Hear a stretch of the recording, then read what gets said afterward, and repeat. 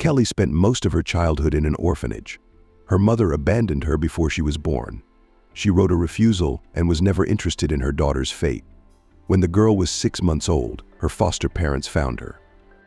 And everything seemed to be fine. But the foster mother died of illness, and the father could not take the responsibility of one to bring up the child. So Kelly, at the age of 6 years again, found herself in an orphanage. There were no other foster parents to be found, nor did she wait for them.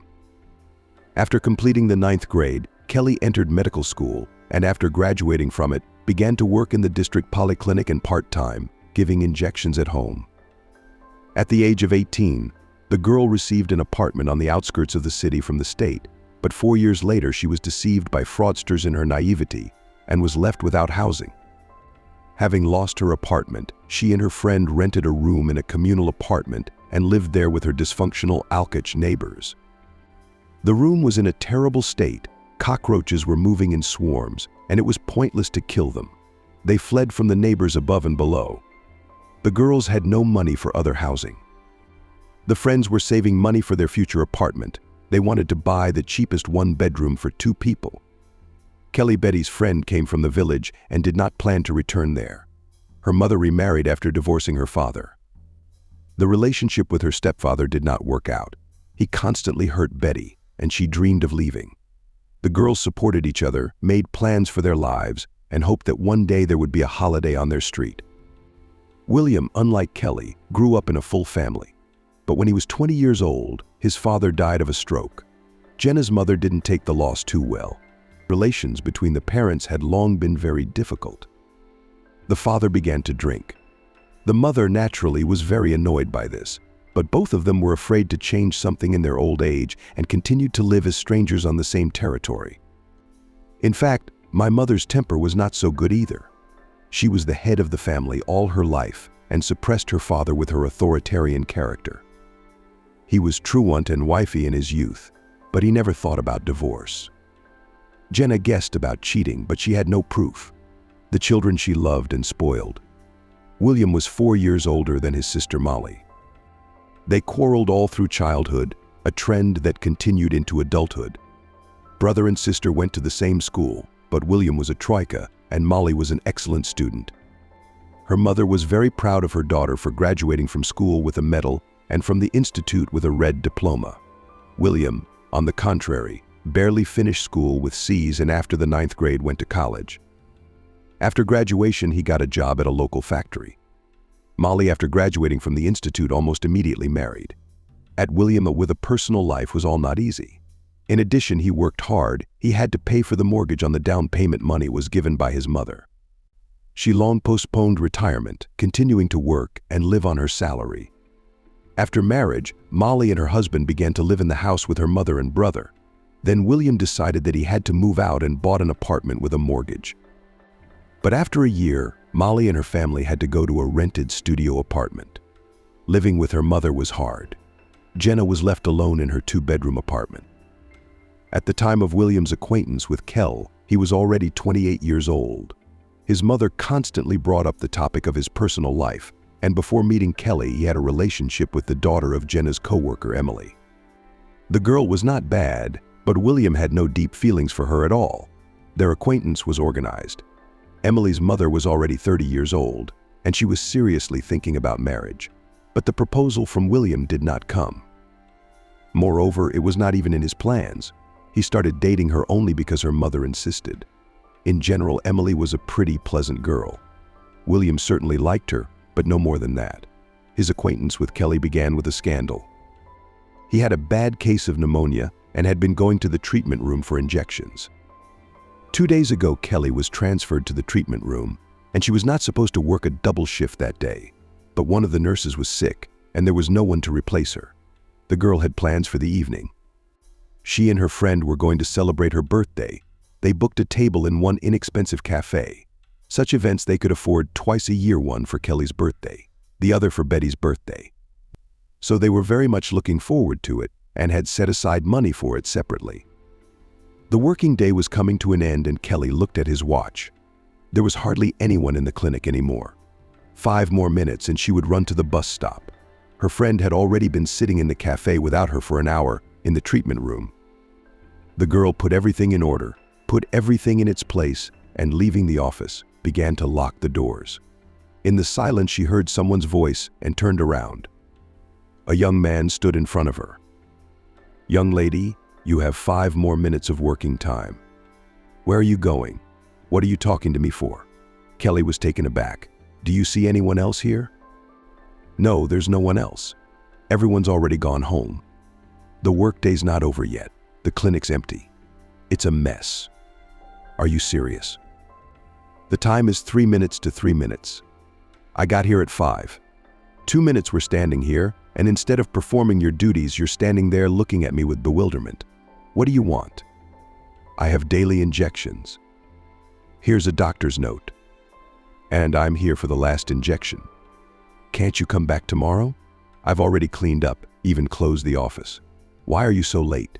Don't you know how late the clinic is open?" "Young lady, I'm here at 5 minutes. Would you be so kind as to open the office and give me an injection?" William was getting annoyed. "I won't do anything. I'm in a hurry and I'm leaving last. You're being rude. What's your name?"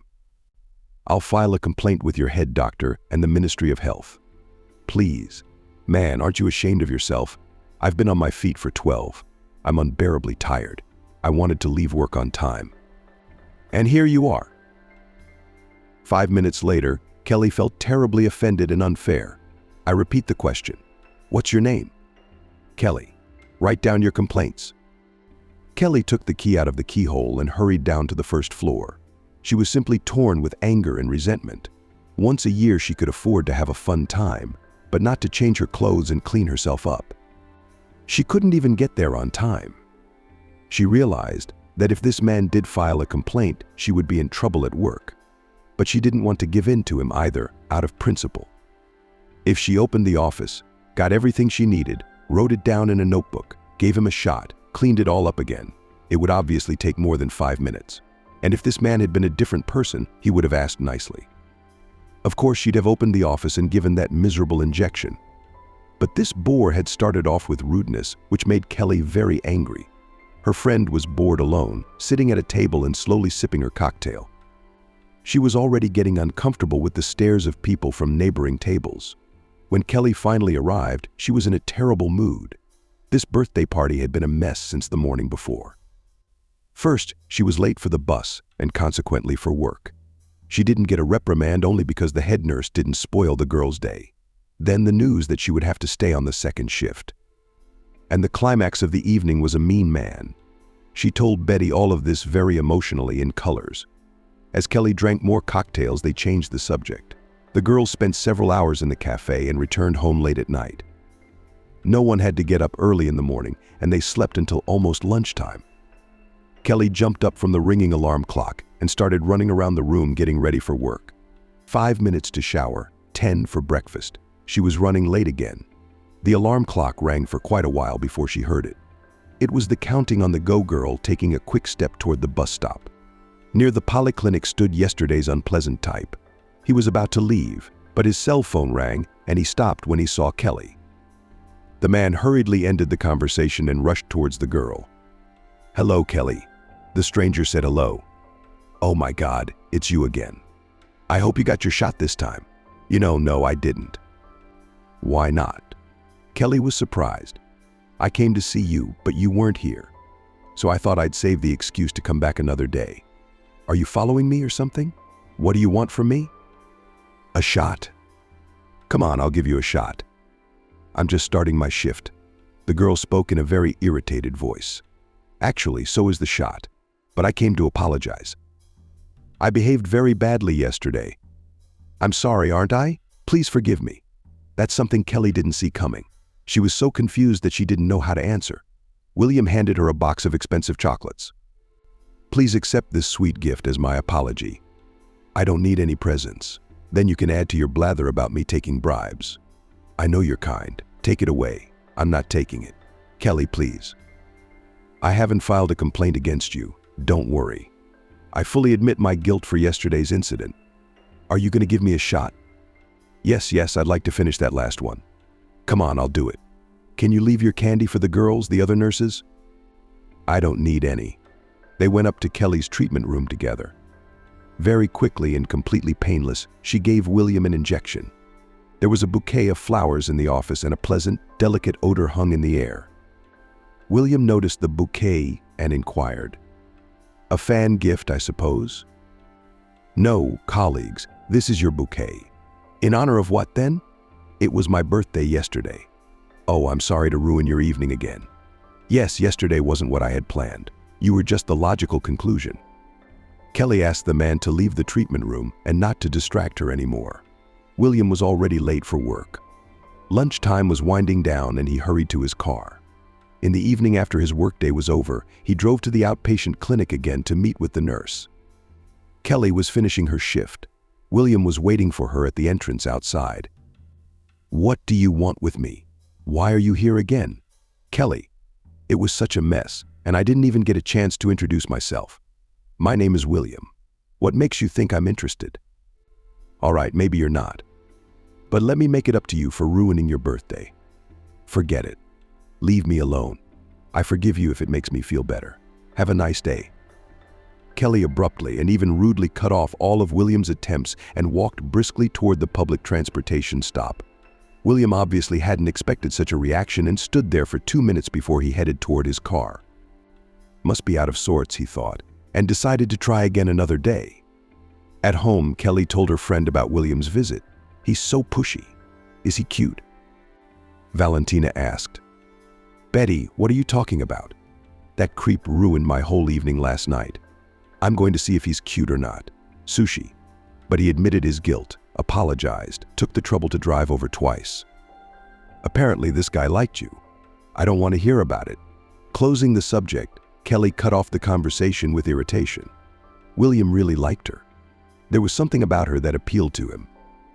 He was inexperienced in relationships with girls, and he had no idea how to get to know them properly. But he decided for himself that he would not stop and would make a couple more attempts to communicate. After the weekend, he went back to the clinic after work, but he'd missed his shift. Kelly was there until lunchtime, so that means she'll be there until the evening tomorrow, he decided, and drove in again the next day. After talking to her friend, Kelly did have second thoughts. The young man really wasn't bad looking. But she couldn't forget the boredom he'd shown on the first day. However, she decided that if he showed up again, she would give him a chance. As Kelly left the clinic, she saw William. "And you are? He's really pushy." "Good evening to you too, William, right?" "Yes, you remembered my name," the man smiled. "It's impossible to forget you. You remind yourself every day. The girls said that last night you asked me, but no one else but you." "Yes, I arrived yesterday, you were gone." "Thanks for the candy, it was delicious." "You're welcome. Are you speaking to me more kindly today? Would you like a ride home? I'd invite you out for a drink, but I'm afraid I'll get in trouble again. But if you do, I'd be delighted." "Okay, you're on. There's a great coffee shop near my house. We could hang out there for half an hour." Kelly and William spent almost 2 in the coffee shop. It was an easy, casual conversation. The man apologized again for his unseemly behavior and explained that he too was held up at work and was told off for something he didn't do. And when was it sorted out? The mood in the region was ruined. He was in a hurry to the polyclinic to make the last injection and close the subject with treatment, so he took it out on innocent nurses. In the evening, Kelly was telling her friend about the time she'd spent. William hadn't been so bad. As Vetua had expected, the young people began to meet. The relationship between them developed quite actively, and after 3 months, William asked Kelly to move in with him. After consulting with a friend, Kelly accepted the offer. A month earlier, she and her friend had bought a dorm room with the money they had saved. There was not enough money for anything else, and Betty stayed there. One apartment William had was spacious, clean, but not particularly cozy, as it should be for a bachelor. One room was habitable, and the other stood empty, and was used more as storage. Jenna William had offered more than once to help him settle in, but her son had flatly refused her help. When Kelly offered to do the same, William agreed, and even with great pleasure they together changed the curtains, some of the furniture and dishes. It was now felt that a woman's hand had been applied to the interior. He did not tell his mother anything until she came to him herself. It was business hours and no one was home. Jenna opened the door with her own key. William had left her a spare set in case she lost hers, He also had a key to his mother's apartment, just in case she knew her son was at work during the day and would occasionally visit out of curiosity to see how he lived. William was not even aware of his mother's visits. This time she was extremely surprised to see women's things, but she could not tell her son directly, so she had to find out from afar what kind of girl he had. "Yes, Mom, I have a girlfriend." After questioning from the mother, William honestly admitted, "Son, I'm very happy. You'll be 30 years old soon. It's time to think about family and children." "Yes, I'm thinking about family and children." "Don't worry about me. Why don't you introduce me to your girlfriend?" "I'll introduce you. It's not time yet. How long have you two been together?" "Almost 5 months. Your father and I had known each other for 6 months when he proposed to me." "Mom, this is a different time. As soon as I'm sure of my feelings, I'll propose and introduce you. I promise." William was annoyed by such talk. Mom periodically talked about wanting to see grandchildren not only from her daughter, but also from her son. Molly already had a child, even though she was younger than her brother. He was in no hurry to introduce Kelly to his mother, suspecting she would not like her because of being an orphan. Jenna repeatedly expressed her wishes for her son's future companion, among which must necessarily be a good, decent family. She gave this a huge place in the list of requirements. William was quite happy around Kelly. The girl, who did not have her own family at home, always thought about this when imagining her future. Family life. The apartment was orderly and cozy. She came up with new dishes every time and cooked with pleasure. She dreamed of having a child, and maybe 2. The young people were going to celebrate 6 months of their relationship, and William invited Kelly to a restaurant. It was small, but very comfortable, just right for such an event. Then he said that he wanted to introduce Kelly to his mother. Just in case, he warned the girl that Mom is a very peculiar person with a complex character. Says everything to her face. Not even the nicest things. Kelly was not intimidated by this. She realized that meeting her mother was the beginning of a special stage in their relationship. It meant they were serious. They decided to organize the meeting at her mother's house. Jenna set the table, cooled a bottle of white wine, and waited for her son with his girlfriend. Young people arrived on time. William gave his mother a bouquet of flowers, and Kelly prepared with his own hands a cake. The beginning of the acquaintance was quite kind, until the speech came. The girl's ancestors. As William expected, the mother didn't like it. She tried her best to pretend that everything was fine, but it was noticeable that this information was very tense. Jenna and Kelly noticed it too. Each of the 3 people were waiting for the evening to end. Kelly felt uncomfortable. William, seeing his mother's displeasure and his girlfriend's stiffness, wanted to leave the apartment sooner. On the way home, Kelly bluntly asked William what was wrong with her. Why had his mom changed so drastically? After hearing about the orphanage, the man did not hide his mother's position on the family. That's when Kelly realized she wasn't going to have a good relationship with his mom. Another 6 months flew by. Kelly and William had a good, warm relationship, communication with his mother.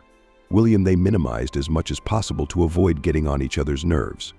Proposal of marriage as such from William was not, but talk about the need to legalize the relationship from time to time, and it was as a matter of course. When it comes to a long-term relationship, they finally picked a date and notified the immediate family. Jenna was not happy about the news, but promised her son that she would be kindly polite and would not offend the bride on the wedding day. Everything went very modestly and quietly. There were only 6 guests. After the solemn ceremony in the registry office, everyone went to the restaurant, sat until the evening and dispersed. By and large, the young people's life after the wedding did not change in any way. Kelly and William began to talk more and more often about a child. Kelly really wanted a baby, wanted to realize herself as a mother, because she never had a mother to be kind, caring, tender to him. Everything she had dreamed of as a child. William was at work when his mother called him. "Hello, son. Long time no see. I'm calling to tell you I'm planning to move at the end of the week. I'll need your help." "Mom, moving in with you where, son?"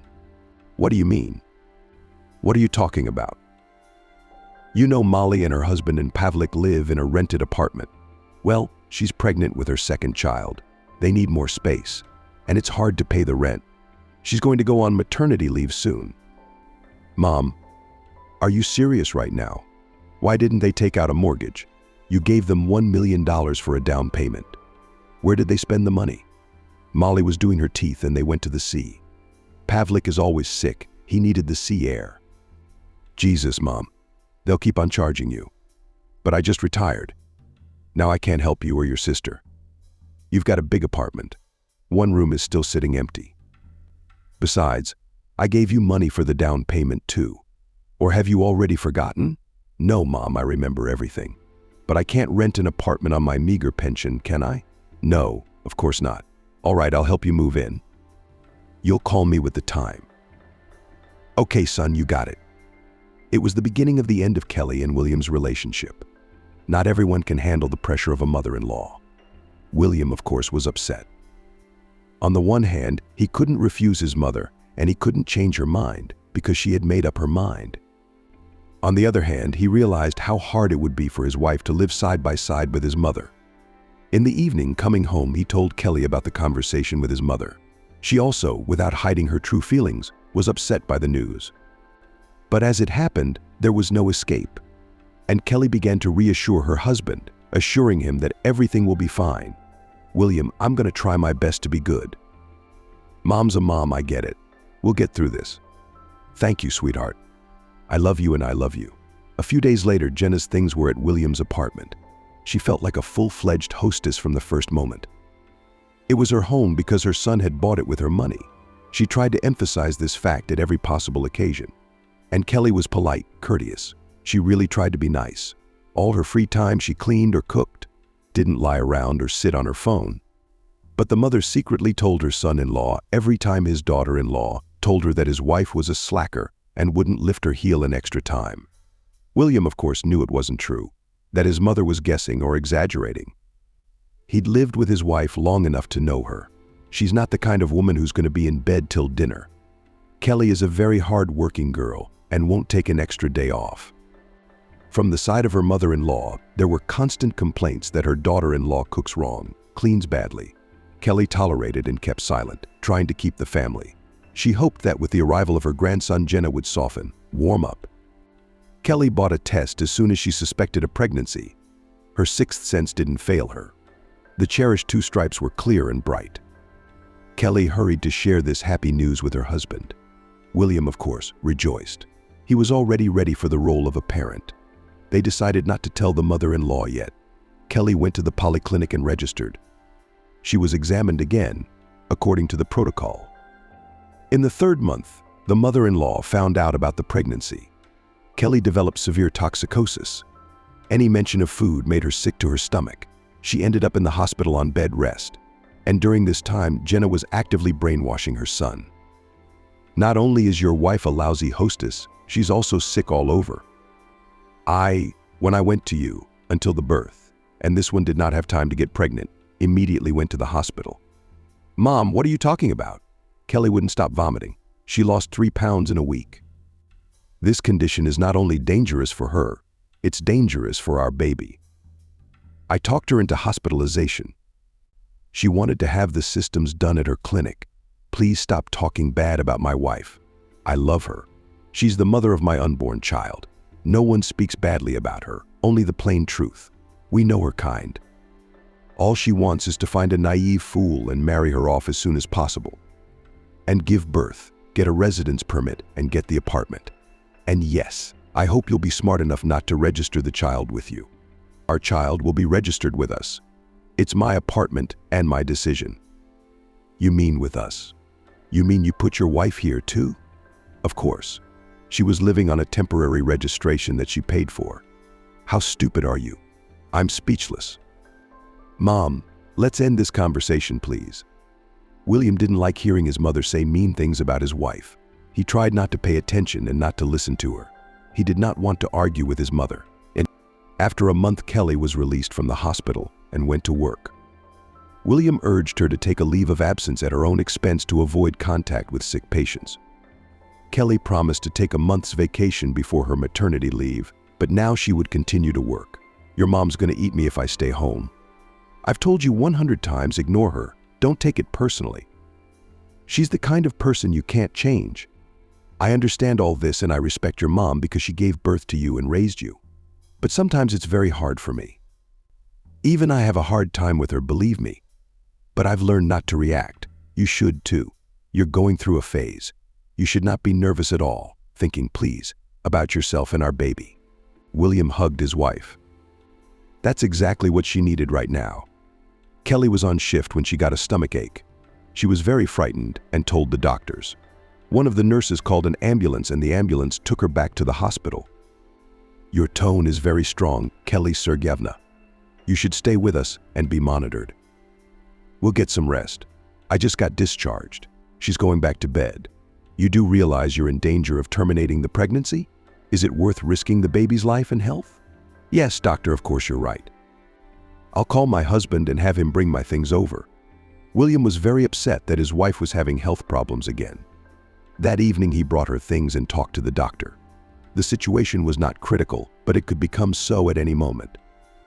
William called every day and tried to visit his wife more often. Kelly began to have gastronomic perversions. She wanted sweet with salty and vice versa. She claimed pickles, candy and buckets of pickles, ate ice cream. Finally, her weight crept up. After toxicosis, there was no way she could gain even what she had lost while already pregnant. The lack of body weight was described to her by the doctors in their notes. The already thin girl lost weight at every stressful moment in her life. When Kelly was discharged, William insisted she quit her job. "Get an infection just by staying in the hospital," he said repeatedly. Kelly listened to her husband and applied for a leave of absence without pay. She was more than halfway through her term. Her stomach had grown considerably, and it was getting harder and harder to move around. The labor was rapid. From the moment of the first contractions to the baby's appearance in the world passed no more than 3. The baby was born yellow. She had a high ruby linen level, and neon took the baby girl under ultraviolet light. Consequences of perinatal central nervous system pathology. It was written on the discharge papers. Kelly and her daughter stayed in the birth center for a bit longer, but they were soon discharged. William was the happiest father. He really wanted a daughter. At home, Kelly had flowers waiting for her, balloons. There were so many that they filled the whole room. The baby's crib stood next to the couple's bed. The baby girl was restless. Kelly constantly jumped up to her so as not to wake up the spouse who had to work in the morning. 2 months passed. The nights were just as bad. And William bought himself a cot. He set it up in the kitchen and slept there.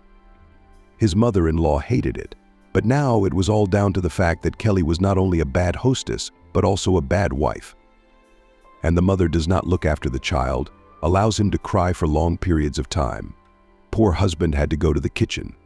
Kelly loved it and made William nervous. He held on with his last strength not to quarrel with his mother.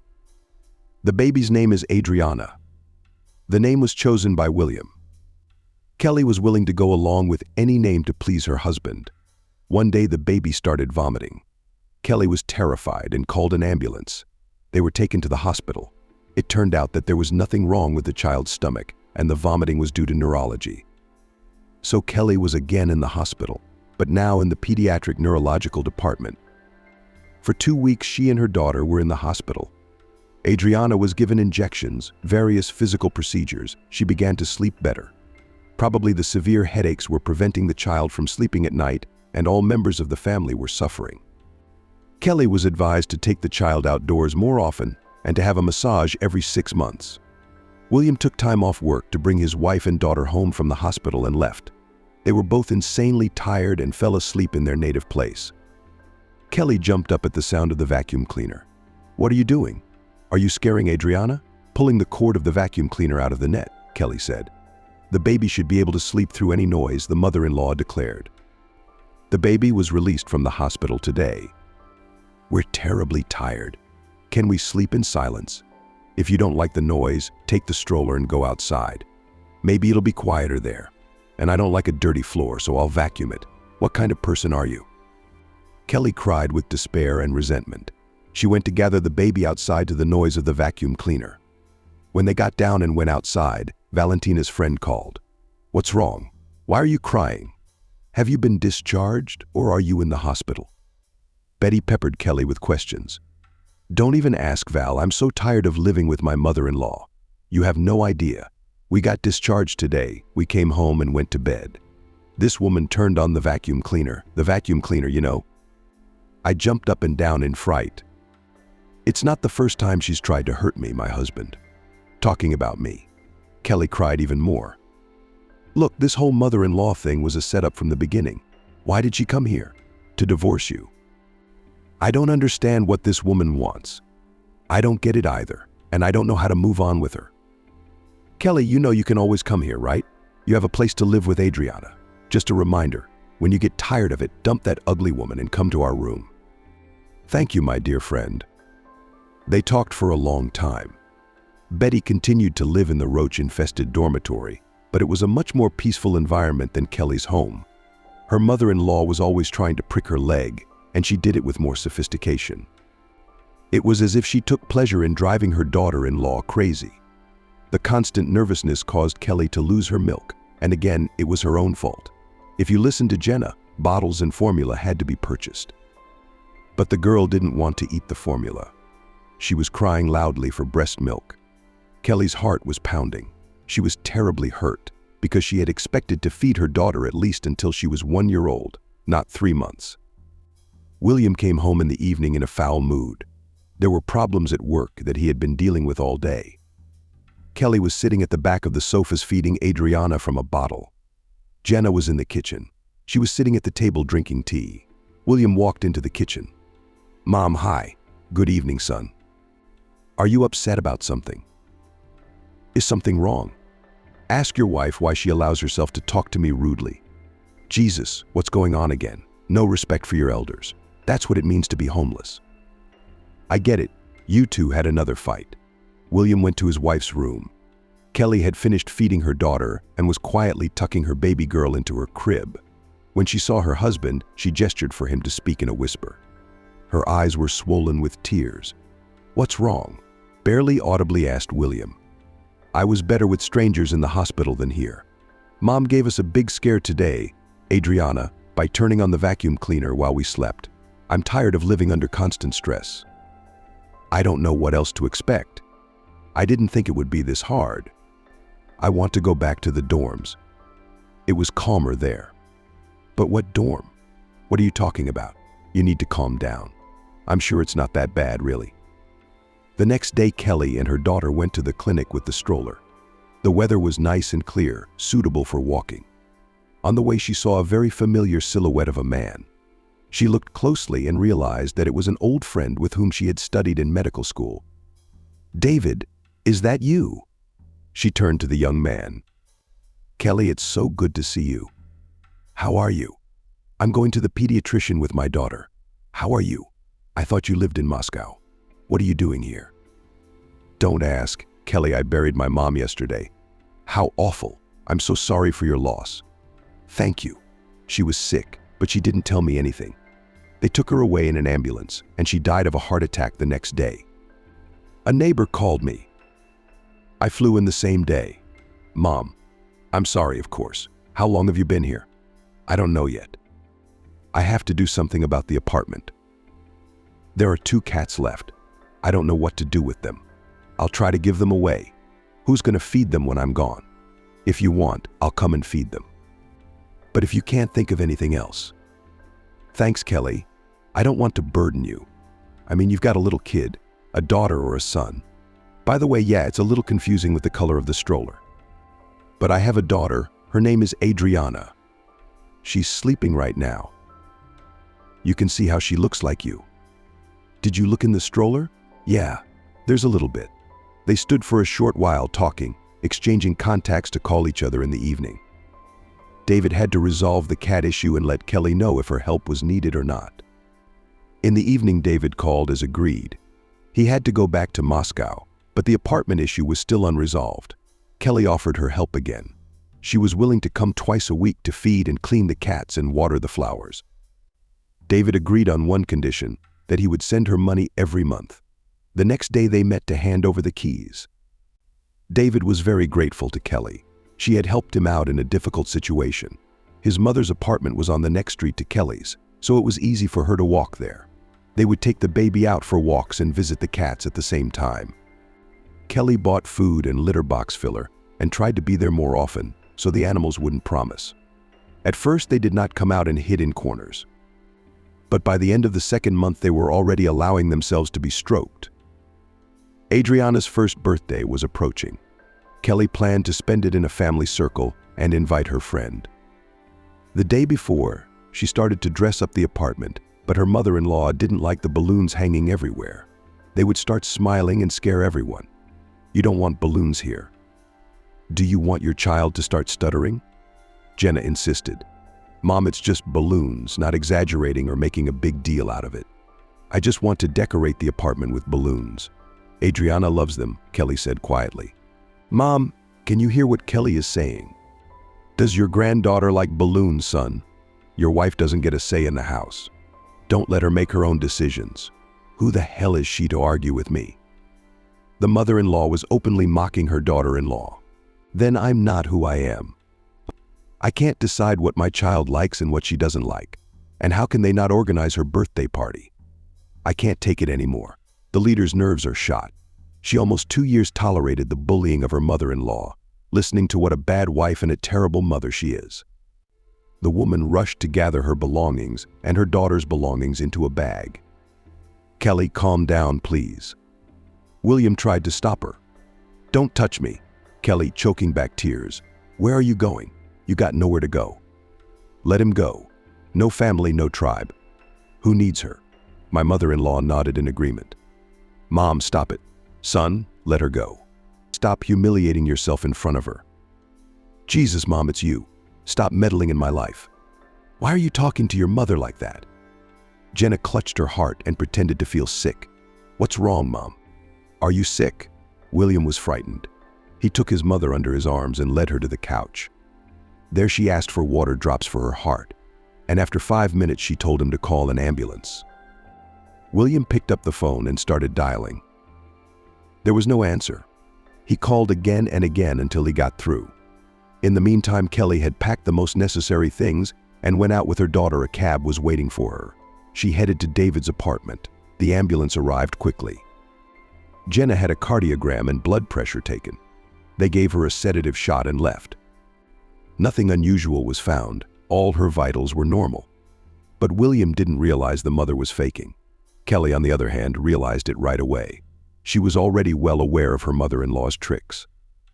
They spent the night. Kelly decided to call David and ask if she could stay at his mother's apartment for a while. The man, of course, didn't mind. The apartment was empty, covered with dust and cat hair flying everywhere. Kelly went to air out all the rooms and felt how nice and peaceful it was for her to be here alone with the baby. It had been a long time since she had felt so comfortable without her mother-in-law. No one watching her every move, making claims, trying to accuse her of something she hadn't done. She and Adriana walked outside and Kelly called her friend. "Betty, there's not going to be a birthday party today." "Well, it is, but it's not there." "I don't get it." "What happened?" "I left William and his mom." "Are you serious?" "Wow. Where did you go?" "Where are you now?" "I'm at David's apartment. Remember I told you about the cats?" "Yeah, I got it." "Does he know?" "He doesn't mind." "Yeah, he's letting me stay here. So when we come here, we'll sit and have tea. Celebrate our first year. I texted you the address." The friends met up that evening. Kelly told her what had happened to her on the eve of her daughter's birthday, and that William had not even called her for 24 hours to ask where his wife and daughter were. As soon as she mentioned this, the phone rang. It was the husband. "It's gone somewhere."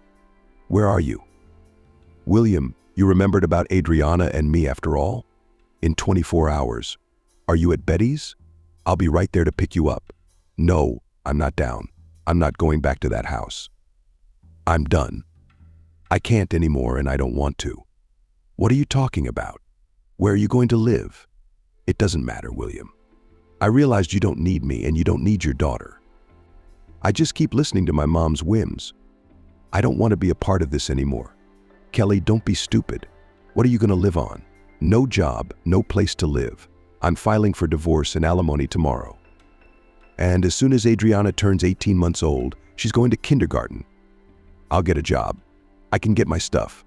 Call me when mom's not home. I'll come and get it." Kelly was up all night the night before the baby's birthday. She didn't fall asleep until the morning. She was thinking, remembering her life with William and how bad it had been. A friend suggested that they discuss how Kelly and Adriana could move on with their lives. You could get a job and work shifts like I did. 24 hours a day, 3 days a week. The 24 hours you work, I'll babysit Adriana. Yeah, that's a good option. I should call the hospital where I did my internship. They're always short on nurses, and it's not that far from here. How long are you staying in this apartment? I mean, do you have a place to go? Yeah, I know, but it's going to be hard on the three of us in one small room. And it's not the best environment for a small child. I'm going to start working, file for child support, save up money in case I have to vacate this place, and move into a rental. I will call David tomorrow, offer to rent this apartment, to pay for my living while he pays me for taking care of his cats. I'm also filing for divorce tomorrow. I'm not going back there. That's right, I'm done. I'm done. Kelly went to the courthouse this morning and filed for divorce as planned. On the way home, she called David and asked if he could rent her an apartment for an extended period of time. David was a considerate man. He understood that Kelly was having family difficulties, but he did not ask about anything. He didn't need the apartment, and of course he responded positively, but on the condition that he wouldn't take any money from her. She could live as long as she needed to, and completely free of charge. Kelly didn't want to live for free, but it was agreed that she pays the utility bills and nothing else, and of course continuing to take care of the cats and flowers. A week later, Kelly was already working at the regional clinical hospital on a 24-hour-a-day schedule. Vettis sat with the girl. Their working hours didn't coincide as they wanted them to. William sometimes called, asking if Kelly had decided to return to the family and if she had changed her mind about divorce. He did not participate financially in his daughter's life, but he asked to be allowed to go out with her on weekends. Kelly did not oppose these meetings, but was always present. That's how 6 months flew by. The divorce proceedings between Kelly and William were finalized. The court awarded child support, but the former spouse paid them through times. While Kelly was living with him, she was a lightning rod for the mother. And now that she and Jenna were alone, she started picking on her son. From time to time, she'd go to her daughter's house to help with the grandkids. She'd be gone for days at a time, and William would take a vacation. The mother, of course, loved her son very much, but she didn't really want to see her granddaughter, nor did she see her daughter. However, she continued to help her daughter both physically and financially. Jenna decided to introduce William to the daughter of her friend, who had also recently divorced her husband and lived with her mother. Molly was older but had no children. When William learned that the woman's main goal was to have a child, he immediately warned her that he already had a daughter and did not need any other children. Their relationship lasted 8 months, after which Molly broke them off, deciding that there was no point in wasting time on a man who did not need a family. Adriana went to kindergarten, to a strong group. The little girl enjoyed spending time with the other children. She was a fairly developed child, eating on her own and knowing how to use the potty. Kelly picked up her daughter from daycare and they were walking on the playground when David called. "Hello, David. It's good to hear from you." "Hello. It's good to hear from you. How are you?" "I'm fine." "Thank you. I'm working. My daughter's in kindergarten. We're getting by. How are yours?" "I'm good. Thank you. I wanted to tell you that I'm flying in tomorrow. I have to inherit. It's been 6 months since my mom died." "Yes, of course. Adriana and I have taken one room. The other 2 are completely at your disposal." "No, not at all. I won't embarrass you. I've already arranged with a friend and I'm staying with him. He lives alone and has plenty of room. But it's awkward. It's your apartment. You can stay here." "My friend won't forgive me. He's waiting for me. We have a lot to talk about, so don't worry. But look, you have the keys. You can come back anytime." "How long are you here for?" "A week, I think. After I've settled all my inheritance affairs, I'll go back to Moscow. I wanted to meet you, if you don't mind." "No, of course I don't mind. I'll be glad to see you." The next day, David flew to his hometown. He left his things at a friend's house and arranged to meet Kelly in the park. They walked around for several hours, talking about different topics, talking about themselves and their lives. It turned out that David had divorced his wife a month before his mother died. He had not been married long, only 2 years. He had no children in the marriage. There were no relatives left either. His father died first, followed by his mother, a little time apart. Kelly told her story about her husband and her mother-in-law. The communication between them was so warm that David allowed himself to hug Kelly with her permission. He marveled at how difficult her life was, yet she remained kind and honest. It was time for Kelly to run to pick up her daughter for daycare, so they decided to go together. It was the first day of kindergarten when the new teacher was working. Kelly informed her that she had come to pick up Adriana, and the teacher called the child with the words that Mom and Dad came for her. Kelly immediately caught on, saying it wasn't Daddy, but from the outside they looked like spouses. David entered the inheritance, finalized all the documents, and was going to return to Moscow. With Kelly, they met almost every day. It was interesting for them to spend time together. They went for walks, laughed, and reminisced about their studies. Kelly saw him off at the airport. During that week, they had grown so attached to each other that there was a longing in the soul of both of them. That strange, forgotten feeling when you want to see someone, to be with them every day, but you can't. They stood hugging each other for 10 minutes just in silence. They didn't need words. There was a deep feeling brewing between these people. David and Kelly began to call each other often, almost every day. They would tell each other how their day was going, what new things had happened, what was planned for tomorrow. After 2 weeks, David couldn't stand it and confessed that he missed her very much and wanted to come again. Kelly was pleased by his words because she wanted to do the same. This time she met David in his own apartment. She set the table, prepared a delicious meal. It was a beautiful romantic evening. David confessed that the 2 weeks had been unbearable. He missed her terribly, and he wanted to go back. Some force pulled them to each other and forcefully. It's called love. That night was their first night together. About once a month, David began flying to Kelly's hometown. They could lie on the bed for hours just cuddled together. They really didn't want to be apart.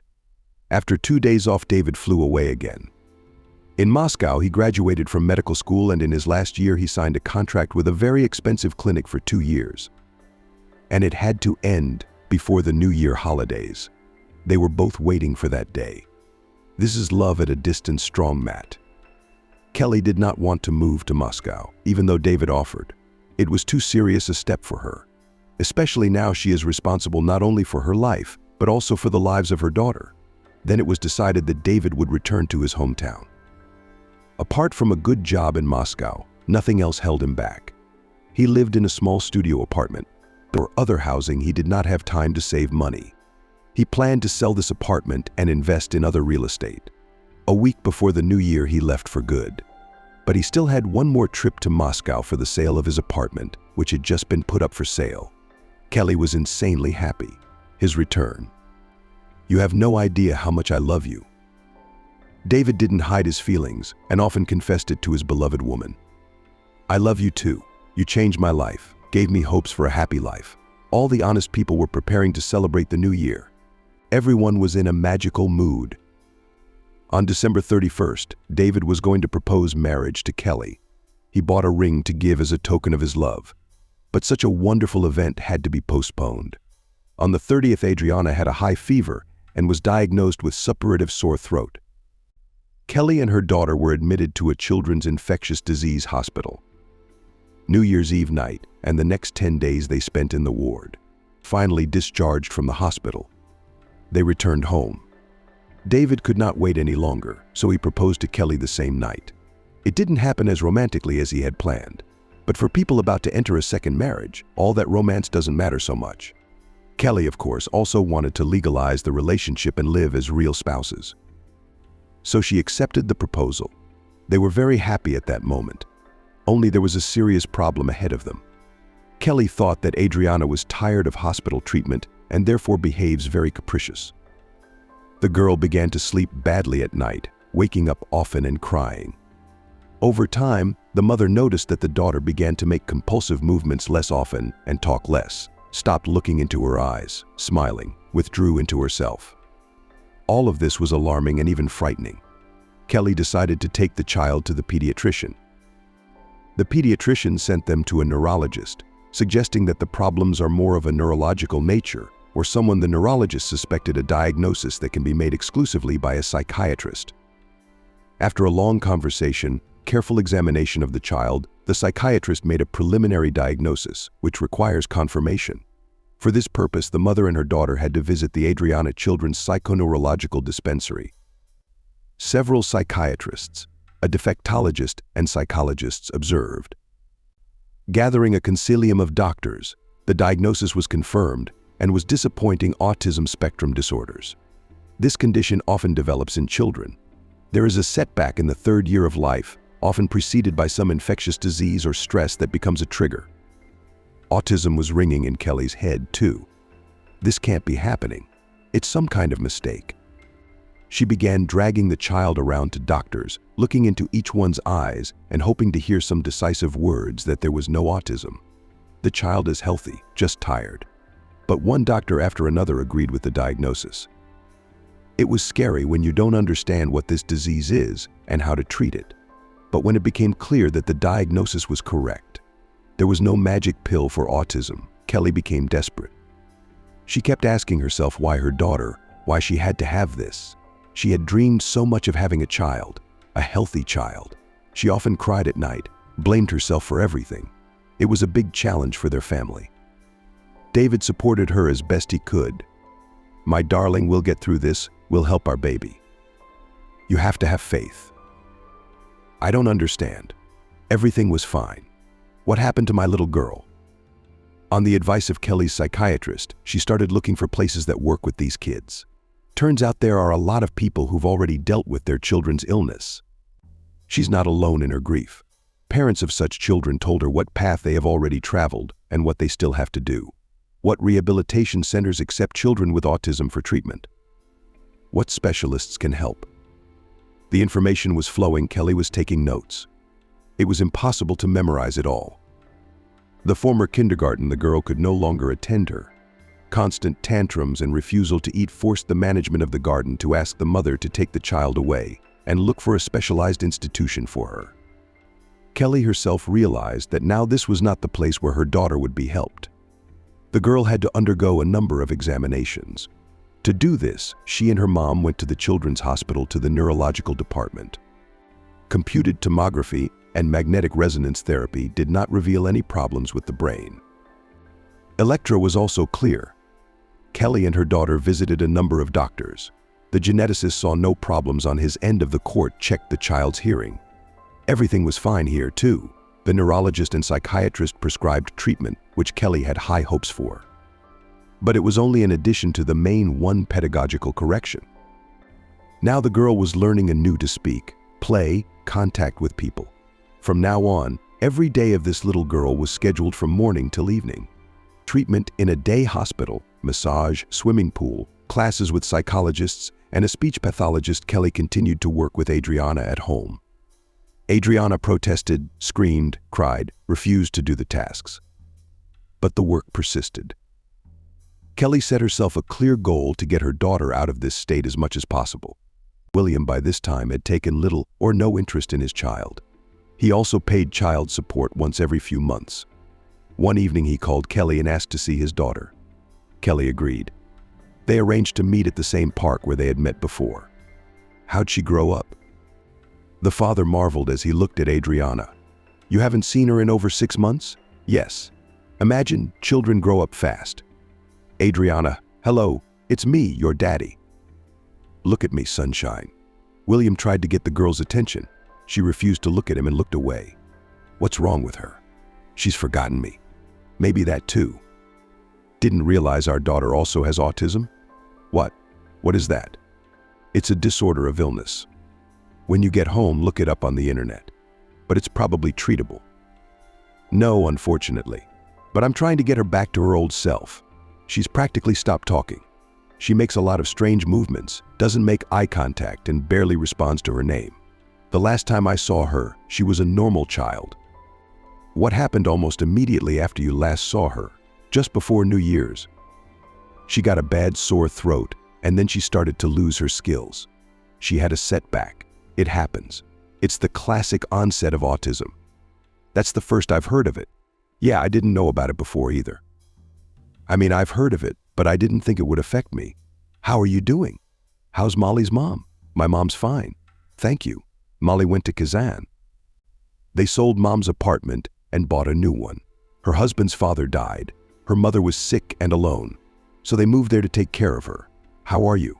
Better now. It was bad at first. When Adriana was first diagnosed, I have to hang in there for her. They didn't take a long walk. Adriana spent the whole time on one swing. She was not interested in anything else in the park. When William got home, he told his mother about his daughter's illness. I told you that Kelly is sick, so she gave birth to a sick child. Why did you ever marry her? She's ruined your whole life. Mom, you don't know anything about this disease and I don't want to know. The mother is defective. The daughter is the same. I don't want to hear about them. 6 months flew by. Gradually, the situation began to stabilize. Adriana attended the rehabilitation center on a regular basis. Her condition stopped deteriorating. On the contrary, she regained the skills she had lost. The pointing gesture appeared. New foods in her diet. She's calmer now. The tantrums didn't go away, but they didn't happen as often. She slept better. All that was coming back to her was a small victory over autism. Kelly enrolled her daughter in horseback riding lessons, one of the rehabilitation methods of hippotherapy. The girl was afraid at first, but then she fell in love with the horses. She opened up to them, started smiling, and even laughed sometimes. David was always there. He helped Kelly with the baby. Their little family only grew closer together. The problems that came with it. William was not involved in his daughter's life, but David had become a real father figure to the girl. Now that the crisis was behind him and Adriana was developing, he decided it was time to talk about getting married again. He wanted Kelly to be his lawfully wedded wife. What have you decided about a vacation in June or July? Do you want to go? It'll probably be warmer in July. We could go to the river. What do you think? Yes, I agree. June is still cool. The water won't have time to warm up, and we'll have time to apply to celebrate our wedding while we're on vacation. Unless you change your mind, of course. David smiled. He realized that Kelly couldn't have changed her mind. Of course, I haven't changed my mind. It'll probably be a good time. We've been waiting 2 years for this. I'm sorry, I couldn't think of anything earlier. I understand, that's why I didn't suggest it. And now it's time. We're going to the registry office tomorrow to apply. Yeah, we are. After class, David hugged Kelly. It was a true love that could overcome any challenge. William's life was going downhill. He'd been downsized at work, and finding a new position wasn't easy. He sent his resume to employers, but received no response.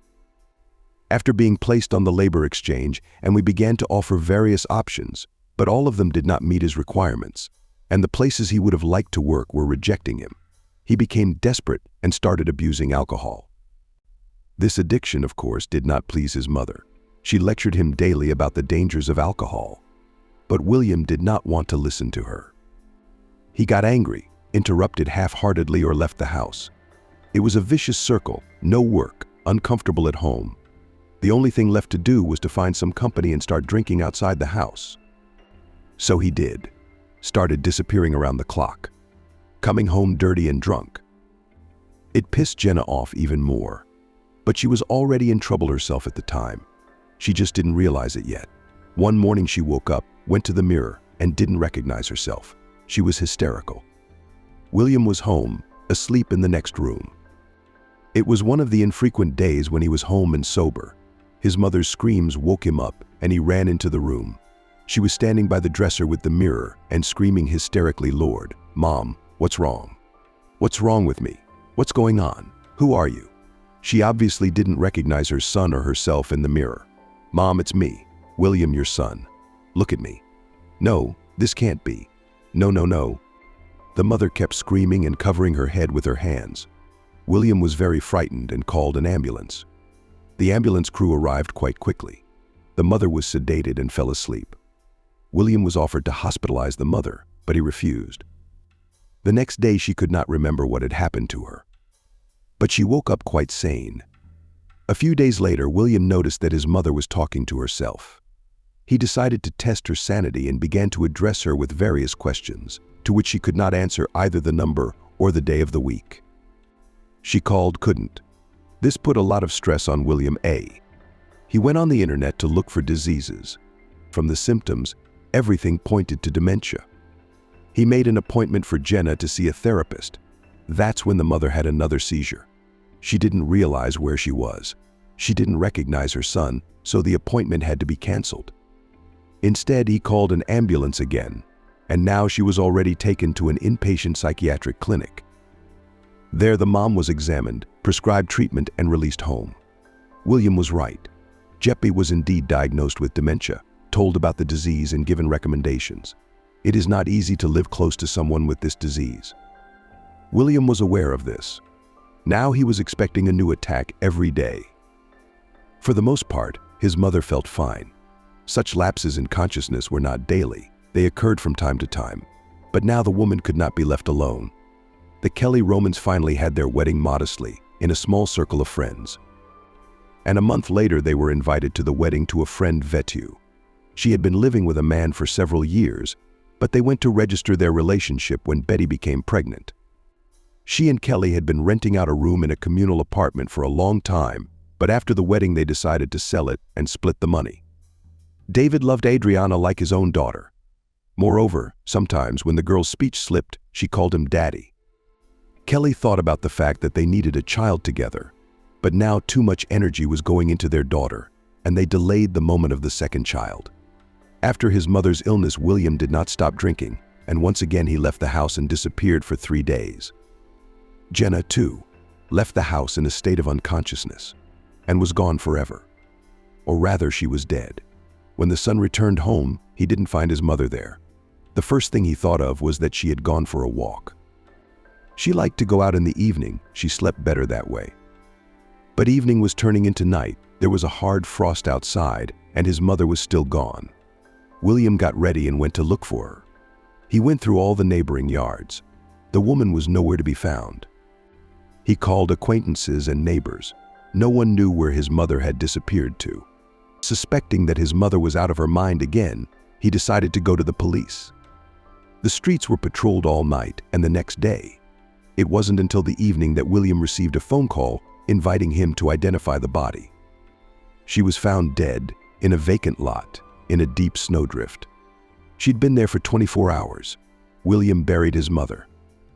Kelly knew about the funeral, but she didn't want to go. That woman had ruined her life. Kelly couldn't even see her dead. The ex-husband was devastated. He blamed himself for his mother's death. He knew she shouldn't have been left alone, but the urge to drink was stronger. Now he would come home, and no one would tell him that alcohol was very bad. After the funeral, he started drinking even more. Time flew by. The parents were busy organizing Adriana's birthday party. It was the girl's 5th birthday. Kelly rented a room in a children's development center, invited animators, and assembled a sweet table. Other children were invited to the party. All of them had the same diagnosis as Adriana. However, the children were quite well socially adapted. Almost all of them had speech and understanding. The celebration went great. Adriana did all the tasks and participated in all the contests, as much as her condition allowed her. But it was also a breakthrough, gathering kids who don't need society and bringing them together for one fun event. The birthday girl may not have realized what a birthday party was yet, but she unequivocally loved it all. She spent a week looking at the photos on David's phone and laughing at the animators. In the early hours of the morning, David's phone was ringing with Moscow numbers. David, yes, I'm listening. Hello, can you tell me please, what was your name? Camille, what do you mean? It's my ex-wife. What's the matter? My name is Vanessa. I'm a child welfare officer. Unfortunately, Camille passed away. We're looking for her daughter's next of kin. Do you know who I can contact? Maybe parents, siblings? And do you know who the father of her child is? The girl's name is Clara. And how old is the girl? She's 3.5 years old. So can you tell us who we can contact? The thing is, if no relatives are found, the child will have to be placed in an orphanage. Camille has a sibling named Jacob. We've already contacted Jacob. Unfortunately, he can't be the girl's guardian. He doesn't fit the criteria. She has no other relatives? No, but I think I'm the girl's father. What do you mean you think you are? If you think you're the father and you want to take her, you'll have to undergo an evaluation. All right, tomorrow I'll be in Moscow. Where are you located? Where can I come? The guardianship representative told me how to proceed. He hung up the phone and went online to buy a ticket for the next flight to Moscow. Kelly listened silently to the phone conversations and waited for David to explain everything to her. Betty, honey, listen, I'm not sure, but I have a feeling this is my baby. David, I never asked what happened between you two. Maybe now would be a good time to tell me. Yeah, I guess. David told the story of his relationship with his ex-wife. Camille had been in a cult for a long time. She joined long before she met David. He found out just before the wedding. Camille kept quiet until the last minute, and it is unclear when she was going to tell her fiancé. But she knew about it completely by accident. She promised she would get out of it, but she didn't. These meetings became extremely intrusive. They required me to spend a lot of time there, to contribute money, to bring in new people. David hated it. Their relationship began to deteriorate. But the last straw was that if David wanted to be there, he had to join too. She put her husband before the choice, or he joins the sect, or they divorce. Turns out that was their condition. Furthermore, she could not have children with her husband because he was not a member of their brotherhood. She said that she really wanted a child, but she was not allowed as long as she was married to someone like David. Camille filed for divorce very hastily, and they never saw each other again. He tried to call her, but she either did not pick up or said she was not comfortable talking right now. David stopped calling and tried to let her out of his life and forget her. The age of the child is the same age as when she filed for divorce. Apparently, she was already pregnant and didn't want David to know about it. Look, are these cults legal in this country? No, of course not. They kept it low profile and changed their meeting places a lot. What are you going to do? I think I'm going to see the girl and do an examination. If she turns out to be my daughter, I won't let her go to an orphanage. And if she's not your daughter? It's so awful to be without parents. I don't know if I should look for her father. Maybe it's someone from a cult. I'll go to the police and turn all those people in. I kept quiet because she asked me to, but now she's gone, and I'll be glad if they shut this place down. We can take this girl in, adopt her. It breaks my heart to think what that child has been through. I'll think about it. This is so sudden. I need time to think about it. Let's go to sleep, my love. I have a plane in the morning. David flew to Moscow and went to the guardianship authorities. There he was told that Camille had died lightning fast of bronchitis. Pulmonary more. Simply put, a blood clot had broken off. The girl has been taken away for now. Her fate is being decided. David showed the baby. No forensics were needed. It was obvious to the naked eye that it was his daughter. The resemblance was so obvious that even the custody officers recognized it. But the law is the law. They couldn't give the child to a strange man. David stayed in the capital longer than he'd planned. As everyone assumed, the test confirmed paternity. The girl's birth certificate had a dash on it. All the organizational issues had to be resolved. Camille had an apartment, but as it turned out, a month before her death she had written a will for the head of the sect. David knew him by sight. After all, they'd tried to brainwash him once before. Such a coincidence did not like David, and he went to the police with a statement.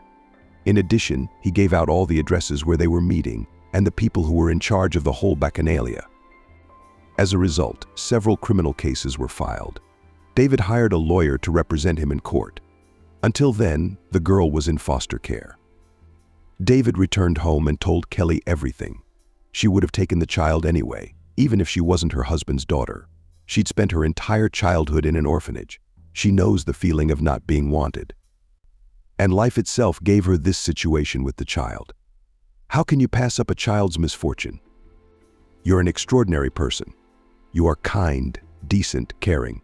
Despite everything that happened to you, you were not angry at this life. Thank you, my dear. I'm very ordinary. I'm not exaggerating. I love you and I love you. A month later, David got a call from a lawyer saying that everything was ready and he could take the child. The very next day, he flew to Moscow. All the bureaucratic ways had been passed. What remained was to explain to the child as painlessly as possible that this was her daddy, and now she would live with him. Psychologists have been working with the little girl since her mother's death. At first, she was always crying and asking for her mother. But in 3 months, she gradually calmed down and began to remember her mother less often. The issue with the apartment was not yet resolved. David's lawyers tried to return it to the legal heir of the only daughter. David and his daughter left Moscow. Kelly and Adriana were waiting for them at home. Kelly was very worried how the little girl would take the move, how she would get used to new people. She really reacted very hard to all these changes. Her new parents were very kind to her. They equipped her with a room. But at first the girl lived in a room with them. She was scared and incomprehensible in an unfamiliar place. Here Kelly found a good child psychologist for her. They tried to spend more time as a foursome walking in parks, attending children's events. Over time, the girl began to get used to her new home. Adriana, who did not need the company of other children, surprisingly warmly accepted her sister. She reached out to her, gave her her toys, answered her little sister's questions. She could not ask any more questions herself. The girls played together, watched cartoons, ate, and generally tried to be always near each other. David and Kelly were happy to see their daughters so close. William continued to lead a dissolute lifestyle. He did not work officially, had a temporary part-time job, and sold his mother's car and property. Of course, child support was out of the question. He quit paying them a long time ago. But Kelly did not expect or demand money from him. She had practically forgotten he existed at all. She had her own, eventful life. Until she got a call from a friend. Diwali. Hi, good to hear from you. How are you doing? How's Michael? Yeah, I'm good. Thanks. Michael's running around like an airplane, kicking corners. We went to the emergency room a week ago. Oh my God, what happened? He ran in and missed the corner, shattered his eyebrow, had to be stitched up. But he's fine now. Stitches adorn men. How are you doing? How's Adriana, Clara? They're fine. They play together, you know. You remember how Adriana always reacted to children? She didn't really like them around. Now they're playing normal children's games with Clara. I'm very happy for you. I know I called. I haven't heard from my husband, not that it's happened. I just heard from a friend yesterday that William went to jail. No way. What did he do? I don't know what the charge is, but something like self-defense. He was attacked in the street by two bruisers like himself. They got into a fight. William had a bottle with him, so he broke it and hit one of the attackers and hit him in the neck. While one attacker was trying to lift the other, William ran away, and when the second realized that his comrade was dying, he was scared and also ran away. And all this happened deep in the night in front of the store. There were cameras on the store, and they recorded everything. So the police and I came for William and took him away. That's the sad story. Somehow I'm not even surprised by all this. He's been leading such a lifestyle for the last few years that there's nothing to be surprised about. It's a really sad story. And how much of this I don't know, and I don't know where exactly he's sitting. But that doesn't matter to me now, at least. Life is slowly putting things in their proper place. William served his time and was released. No one was expecting him or welcoming him back. Not even his own sister cared about his life. During his time behind bars, Kelly terminated his parental rights. It wasn't hard to do. She and David made the decision to adopt the children while they were young, Kelly Clara and David Adriana. A few court hearings, and they went to change the children's birth certificates. The apartment that Camille allegedly left as an inheritance to the main man in the sect was repossessed and returned to the family. David sold his studio. The older sister was about to go to school, and the younger one was constantly encouraging her. The girls were on the same page. Their small age difference was hardly felt. Adriana went to a boarding school for children with disabilities. By this time, she had improved considerably in knowledge, understanding of addressed speech, learned to ask simple questions. Her tantrums were completely gone. The girl was well adapted and prepared for school. She was almost 8 years old. The next year, Mashenka also went to school, only to a regular school near her home. The family had to change their place of residence. They moved to another city. The parents did not want people to discuss their life situation. and did not want Clara to find out that Kelly is not her own mother. David is not Adriana's birth father. It's a secret only their family. After the school year ended, they all went to the sea together. It was their third trip together. The change of climate caused Kelly's cycle to become irregular, and a month later she found out she was pregnant. She and David had long wanted a third child together, and this news was a joy for both of them. As the belly grew, it was impossible to hide. Parents decided to tell their daughters. The girls were very excited. They were impatiently waiting for a baby brother. 4 months later, a healthy boy was born in the family. His birth was a happy event for everyone. A big, strong, and friendly family, built on love and understanding, kindness and decency. They will live a long and happy life, and no one will ever know their little secret.